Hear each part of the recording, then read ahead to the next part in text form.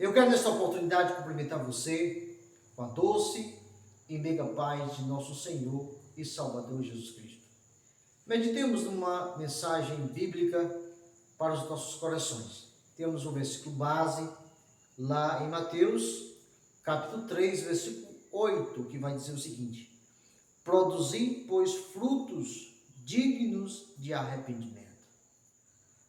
Meus amigos, o arrependimento, ele é fundamental na nossa decisão de salvação.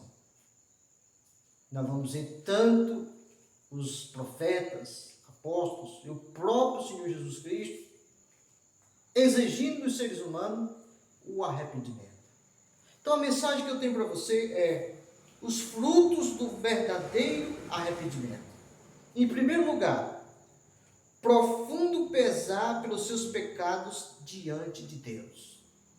Olha o que Tiago, capítulo 4, versículo 9, vai dizer: afligi-vos, lamentai e chorai, converta-se o vosso riso em pranto e a vossa alegria em tristeza. Nós observamos que muitas das vezes as pessoas, nos dias de hoje, têm procurado se alegrar, se regozijar, mas não é dentro da vontade de Deus. É por isso que Tiago diz: olha, afligi-vos, lamentai e chorai, converta o vosso riso em pranto e a vossa alegria em tristeza. Muitas das vezes, o justo, o cristão, chora, é afligido, sente tristeza, e em vez de ter alegria, tem a tristeza, tem um pranto, tem um choro, mas ele sabe que em obedecer à palavra, partindo de um arrependimento que vai produzir um fruto digno, aonde ele vai receber de Deus a graça e a certeza de morar na glória. Em segundo lugar, nós observamos, falando sobre os frutos do verdadeiro arrependimento, é a confissão sincera do pecado.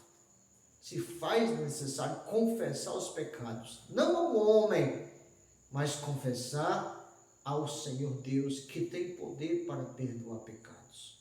Em Atos dos Apóstolos, capítulo 3, versículo 19, nós vamos encontrar um versículo da seguinte forma: arrependei-vos, pois, e convertei-vos, para serem cancelados os vossos pecados. Você entendeu? Se faz necessário arrepender-se, se faz necessário converter-se, para que os pecados sejam cancelados. Então, a confissão sincera do pecado é parte importantíssima no processo da salvação. Faz parte da vida do cristão, da vida do homem e da mulher, que tem compromisso com Deus e quer morar na glória, quer morar no céu. Em terceiro lugar, falando sobre os frutos do verdadeiro arrependimento, nós encontramos o ponto 3, deixar os caminhos pecaminosos. Você tem abandonado o caminho do pecado, meu amigo? Você tem abdicado, renunciado a vida que transgride, que desobedece à lei de Deus? Deixar os caminhos pecaminosos. A gente observa o profeta Isaías, no capítulo 55, versículo 7, falando da seguinte maneira: deixe o perverso o seu caminho, o iníquo os seus pensamentos, converta-se ao Senhor, que se compadecerá dele, e volte-se para o nosso Deus, porque é rico em perdoar. O ímpio, o perverso, tem que abandonar o caminho perverso. O homem mau tem que deixar os maus pensamentos e saber que em Deus, o Senhor, ele pode encontrar o perdão dos seus pecados. Somente em Deus nós encontramos o perdão das nossas misérias, dos nossos delitos, dos nossos pecados. Abandonar o caminho da perversidade, da injustiça, da transgressão, é uma ordem de Deus para aqueles que querem ter compromisso e comunhão com o Senhor. Em quarto lugar, os frutos do verdadeiro arrependimento, nós observamos romper com todo o pecado conhecido. Você tem rompido, você tem deixado de lado o caminho da transgressão? Olha o que Paulo vai dizer na primeira carta aos Tessalonicenses, o capítulo 1, versículo 9, vai dizer o seguinte: pois eles mesmos, no tocante a nós, proclamam que repercussão teve o nosso ingresso no vosso meio, e como, deixando os ídolos, vos converterdes a Deus, para servirdes o Deus vivo e verdadeiro.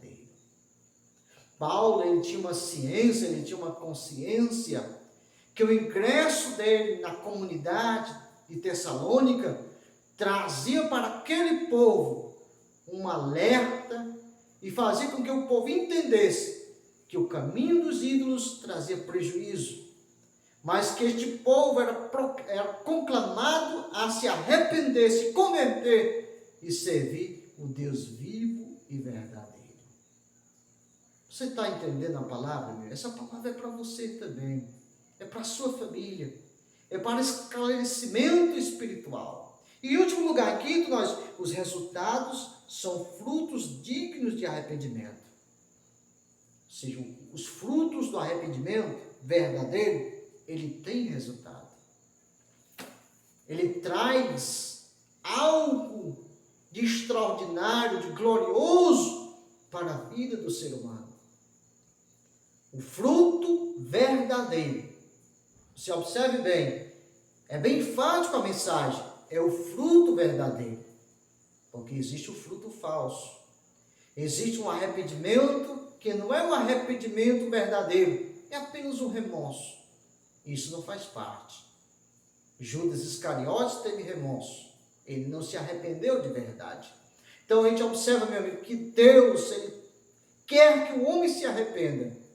E quando há arrependimento, o fruto, o resultado é a presença, é a bênção de Deus na vida do homem. Que Deus te abençoe, que Deus te ajude, que Deus te dê graça hoje e sempre, em nome de Jesus. Amém.